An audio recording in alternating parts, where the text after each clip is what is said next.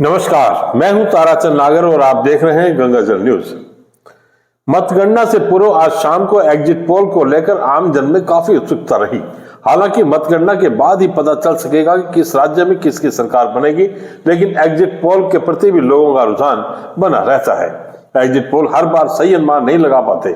Media channel और सर्वे कंपनियों ने आज शाम को अपने अपने एग्जिट पोल जारी किए। राजस्थान में तमाम सर्वे में भाजपा को अधिक सीटें मिलने की संभावना जताई गई है। अनुमान कितने सही होंगे यह नहीं कहा जा सकता। जन की बात सर्वे में राजस्थान में भाजपा की बढ़त की संभावना जताई गई है। उसके अनुसार भाजपा को 110 से 122, कांग्रेस को 62 से 85 और अन्य को 14 से 15 सीटें मिलने का अनुमान है। टीवी 9 भारतवर्ष और पोल स्टार्ट के सर्वे में भाजपा को 110 से 120, कांग्रेस को 90 से 100 और अन्य को 5 से 15 सीटें मिलने का अनुमान लगाया गया है। नवा टाइम्स के सर्वे में भाजपा को 108 से 128, कांग्रेस को 56 से 72 और अन्य को 3 से 12 सीटें मिलने का अनुमान बताया है। इंडिया टुडे में एक्सिस माई इंडिया ने कांग्रेस को 86 से 106 तथा भाजपा को 80 से 100 तथा अन्य को 9 से 18 सीटें बताई है। वहीं छत्तीसगढ़ में कांग्रेस को बढ़त मिलने की उम्मीद जताई है। कांग्रेस से 40 से 50 सीटें और भाजपा को 36 से 40 सीटें छत्तीसगढ़ में मिलने का अनुमान लगाया गया है। वहीं मध्य प्रदेश में कांग्रेस को बढ़त बताई गई है। एग्जिट पोल के दावे कितने सही होंगे, कोई दावा नहीं किया जा सकता।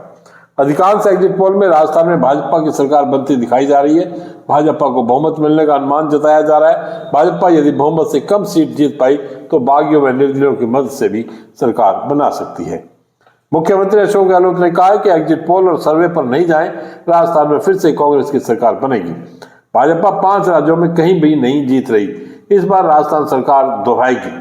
गहलोत ने कहा कि राजस्थान में सरकार के खिलाफ कोई सत्ता विरोधी लहर नहीं है। सबकी एक ही राय है कि मुख्यमंत्री ने काम करने में कोई कमी नहीं रखी। अब रुक करते हैं अन्य समाचारों की ओर। ऑक्सीजन को लेकर जिला चिकित्सालय आत्मनिर्भर हो गया है, अर्थात अस्पताल के ऑक्सीजन प्लांट से 2.5 साल बाद विधिवत रूप से उत्पादन शुरू हो गया है। अस्पताल में अब ऑक्सीजन की कमी नहीं होगी।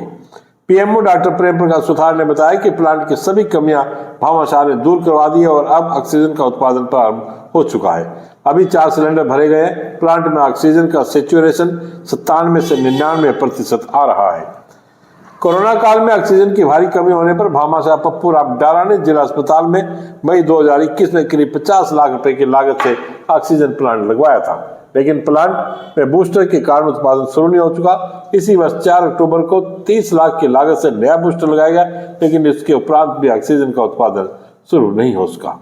ऑक्सीजन प्लांट स्थापित करने वाली कंपनी को बार बार लिखने के बाद उसका इंजीनियर यहाँ पहुंचा और प्लांट को ठीक किया। प्लांट में कल ही 4 सिलेंडर भरे गए हैं। प्लांट की क्षमता प्रतिदिन एक साथ 10 सिलेंडर भरने तथा एक दिन में 70 से 75 सिलेंडर गैस उत्पादन की है।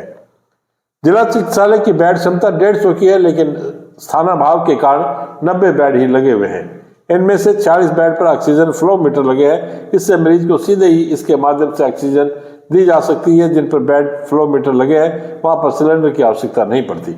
जिला अस्पताल में प्रति माह 20 से 30 ऑक्सीजन सिलेंडर की आवश्यकता रहती है। अब तक जोधपुर से ऑक्सीजन सिलेंडर भरवा कर मंगवाए जाते थे। तालुका विधिक सेवा समिति के अध्यक्ष एडीजे दीपक कुमार सोनी ने आज जेल का आकस्मिक निरीक्षण कर व्यवस्थाओं का जायजा लिया। जेल निरीक्षण के दौरान जेल में निरुद्ध कैदियों से रजाई, गद्दों एवं खान पान, सफाई व्यवस्था के बारे में भी संवाद किया। सोनी ने कैदियों से समस्याओं के बारे में भी जानकारी ली। निरीक्षण के दौरान अधिकांश व्यवस्थाएं दुरुस्त पाई गई। जेल कारापाल को जेल निरीक्षण के दौरान सभी व्यवस्थाओं को दुरुस्त रखने के निर्देश दिए। तालुका सचिव यशवंत शर्मा, न्यायालय कार्मिक मनोहर सिंह जोधा, होमगार्ड चंद्र सिंह, जेल प्रहरी राकेश, रामनिवास बिश्नोई, गोपीराम बिश्नोई, परमेश्वर राम आदि उपस्थित रहे।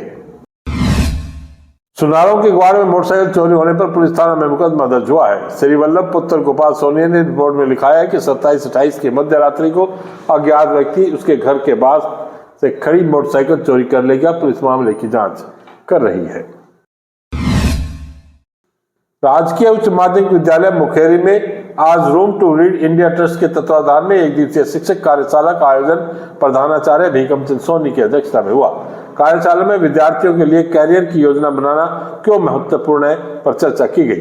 शिक्षकों ने व्यक्तिगत अनुभव साझा करते हुए बताया कि वे कैरियर को लेकर क्या सोचते थे और किस प्रकार शिक्षक बने। शिक्षकों ने बताया कि विद्यार्थियों के लिए राजीव गांधी पोर्टल के माध्यम से हम बच्चों को कभी कभी उसके बारे में बताते हैं व मार्गदर्शन करते हैं। किसी अन्य संस्था के द्वारा भी आमुखीकरण करवाते हैं। कार्यशाला का मुख्य उद्देश्य यही है कि जिस मार्गदर्शन का अभाव हमारे साथ में रहा वह बच्चों के साथ में नहीं आए। इसलिए अभी से बच्चों के साथ नो बैग डे वाले दिन व अन्य किसी भी दिन करियर को लेकर बात करते हैं, जिससे कि बच्चों को अभी से ही उनका विजन क्लियर रहे, जो उनका ड्रीम है उसको प्राप्त कर सके तथा एक जैसा करियर चुनाव के बजाय अलग अलग करियर चुनाव कर पाए। न्यू एजुकेशन पॉलिसी के तहत भी करियर मार्गदर्शन को शामिल किया गया है। इस दौरान विद्यालय के शिक्षक रावल चंद सुधार, मांगीलाल परिहार, बहादुर सिंह, संदीप कुमार, राधेश्याम पवार, अंकुश कुमार, जयश्री जोशी, यमुना कौर, पूनम, कृष्ण कुमार, महेश, नूरो, संस्था की कार्यकर्ता मोनू कुमारी सोनी उपस्थित रही। बाप में संचालित ऋषि गोपाल गौशाला में आज स्वर्गीय कन्हैयालाल भैया परिवार ने 500 गोवंश को लापसी का भोजन करवाया। करुण किशोर भैया ने कहा कि गौ माता के प्रतिदिन दर्शन करने से आनंद मिलता है। हम सभी को अपनी कमाई का कुछ हिस्सा सेवा धर्म के कार्य में लगाना चाहिए। बाप गौशाला की अच्छी व्यवस्था देख भैया परिवार ने संचालक मंडल को साधुवाद दिया। गौशाला परिवार ने अंग वस्त्र पहनकर लाभार्थियों का सम्मान किया। इस मौके पर माहेश्वरी समाज बाप अध्यक्ष अशोक चांडक, मनोज भैया, सत्यनारायण भैया, अध्यक्ष धूरचंद कोठारी, मनोज भैया, कमल सिंह, जसराज लोहार, बजरंग लाल, लक्ष्मण सिंह आदि उपस्थित थे। आज बस इतने ही समाचार। कल फिर आपसे मुलाकात होगी, तब तक के लिए मुझे दिया गया। धन्यवाद। शुभ रात्रि।